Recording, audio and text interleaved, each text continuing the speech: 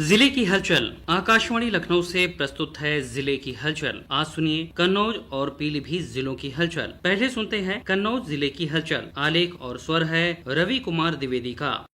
कन्नौज जिले में पिछले कई दिनों से भीषण गर्मी और लू का प्रकोप जारी है। तापमान 41 डिग्री से 45 डिग्री के आसपास बना हुआ है। भीषण गर्मी से बचाव के लिए शासन ने बजट आवंटित किया है। इस धनराशि से प्रशासन ने जिले के तीनों रोडवेज बस स्टॉप पर 2-2 कूलर लगवाए हैं। इसके साथ ही गुड़ और ORS की व्यवस्था भी की गई है। आम जनता की सुविधा के लिए कलेक्ट्रेट में भी प्याऊ की व्यवस्था की गई है। यहाँ भी लोगों को शीतल जल के साथ साथ गुड़, पेठा और गट्टा उपलब्ध कराया जा रहा है। जिलाधिकारी आशुतोष मोहन अग्नोत्री ने बताया कि लोगों को गर्मी और लू से बचाने के लिए विशेष व्यवस्थाएं की गई हैं। जनपद कन्नौज में रोडवेज बस स्टैंड कन्नौज, गुरसाहिबगंज और छिबरामऊ 3 जगहों पर हम लोगों ने 2-2 बड़े कूलर लगवाए हैं। साथ ही साथ इन जगहों पर गुड़, पानी और ORS के पैकेट भी रखे गए हैं। नगर निकाय की ओर से इसमें कर्मचारी भी लगाए गए हैं। 24 घंटे कर्मचारी उपस्थित रहेंगे। जो नागरिक आते हैं वो बुला करके और हम लोग देख करके उनको स्वच्छ पेयजल भी देंगे। साथ ही साथ उनको ORS के पैकेट भी रहेंगे। इस समय चूँकि गर्मी बहुत ज्यादा पड़ रही है, नागरिक सुरक्षित रहें, वो जागरूक रहें और उनको किसी प्रकार की कठिनाई न हो, इसलिए इस प्रकार की व्यवस्थाएं की जा रही हैं।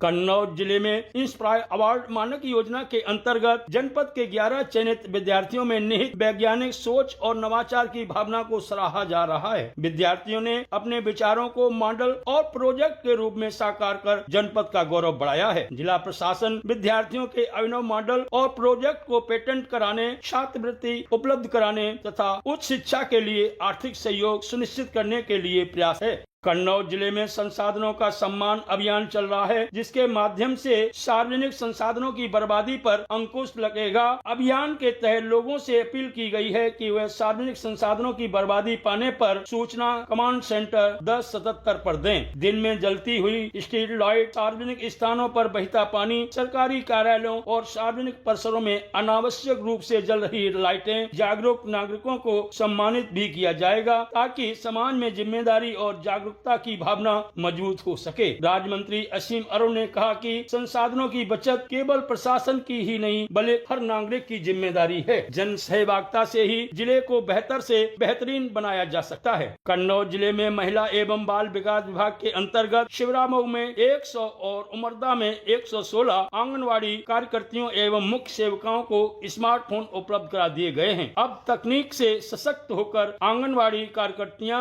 एवं सहायिकाएं मात्र शिशु पोषण, टीकाकरण, स्वास्थ्य एवं शिक्षा से संबंधित सेवाओं को और अधिक प्रभावी ढंग से जन जन तक पहुंचा सकेंगी। यह पहल सहायिकाओं के उत्साहवर्धन के साथ आंगनबाड़ी सेवाओं के डिजिटलीकरण और सुदृढ़ क्रियान्वयन की दिशा में एक सार्थक सिद्ध होगी। कन्नौज जिले में वेटलैंड के संरक्षण के लिए प्रशासन ने पहल शुरू कर दी है। जिलाधिकारी ने बताया कि प्रथम चरण में इस्माइलपुर, रौसा और निगोखास में एवं असेह में स्थित वेटलैंड को सूचित किए जाने का काम शुरू हो चुका है। आर्द्रभूमि शक्तिशाली कार्बन सिंक है, जो किसी भी अन्य पारिस्थितिकी तंत्र की तुलना में अधिक कार्बन संग्रहित करते हैं, जिससे वायुमंडल में ग्रीन हाउस गैसों को कम करने में मदद मिलती है। जनपद में 100 वेटलैंड चिन्हित किए गए हैं। इन वेटलैंड्स के संरक्षण के लिए उच्च न्यायालय एवं उच्चतम न्यायालय में रिट याचिका दाखिल की गई है, जिसमें उच्चतम न्यायालय ने वेटलैंड के संरक्षण के लिए आवश्यक कार्रवाई किए जाने का निर्देश दिया है। कन्नौज जिले की 499 ग्राम पंचायतों में 1 जुलाई से विकसित भारत रोजगार और आजीविका मिशन ग्रामीण योजना लागू होगी। योजना को साकार करने के लिए प्रशासन ने तैयारियां तेज कर दी हैं। वर्तमान में करीब 1 लाख श्रमिक पंजीकृत हैं, जिन्हें नई व्यवस्था के तहत रोजगार और आजीविका से जोड़ा जाएगा। नई योजना के तहत मनरेगा की तर्ज पर ग्रामीण क्षेत्रों में रोजगार उपलब्ध कराया जाएगा। इस बार स्थायी आजीविका और महिलाओं की भागीदारी बढ़ाने पर विशेष जोर होगा। योजना के तहत श्रमिक परिवार की महिला सदस्य को जॉब कार्ड में शामिल कर रोजगार उपलब्ध कराया जाएगा। जनपद में 25,000 से अधिक महिलाओं को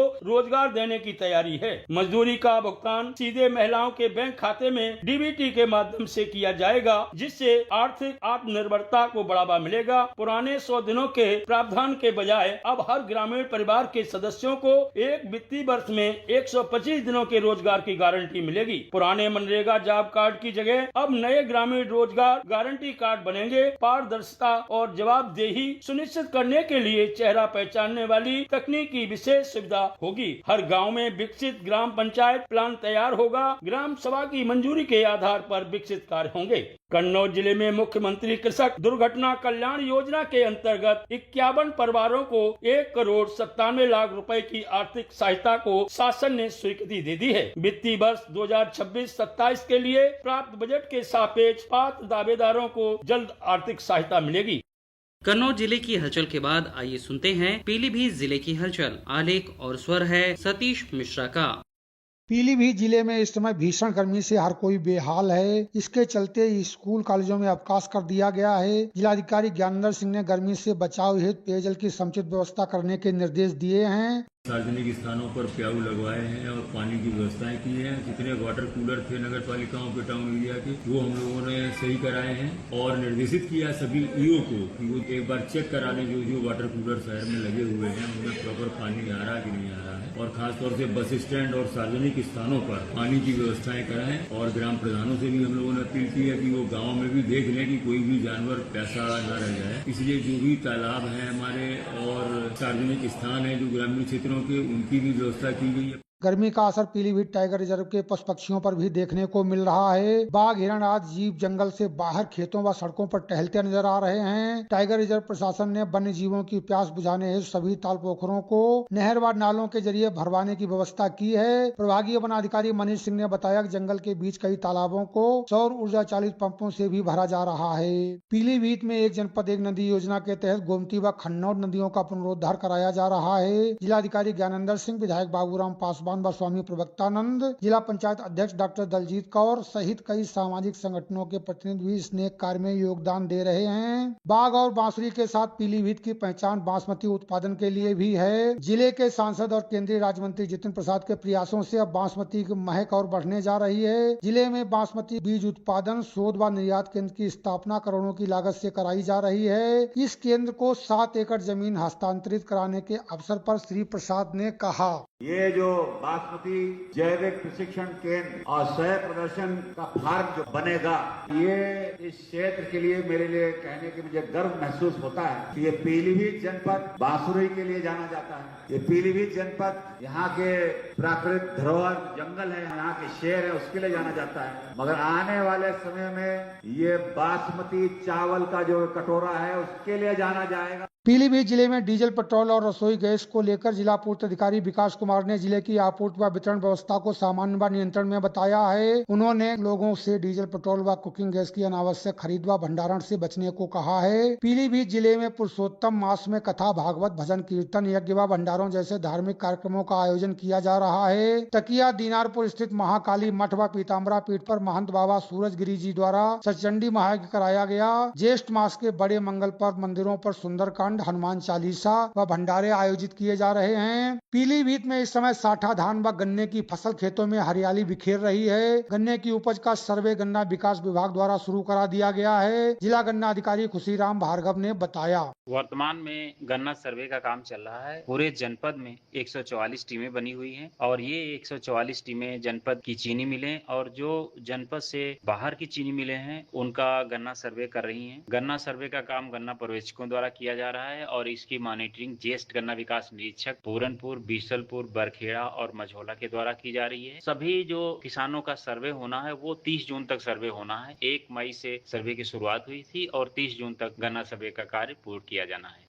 पीलीभीत जिले में जनगणना 2027 के तहत इस समय मकानों की गिनती का कार्य तेजी से चल रहा है। 7 से 21 मई के बीच ऑनलाइन माध्यम से स्वगणना की गई और अब गणना कर्मी घर घर जाकर गणना कार्य कर रहे हैं। जिलाधिकारी ने कई जगह इसका निरीक्षण भी किया है।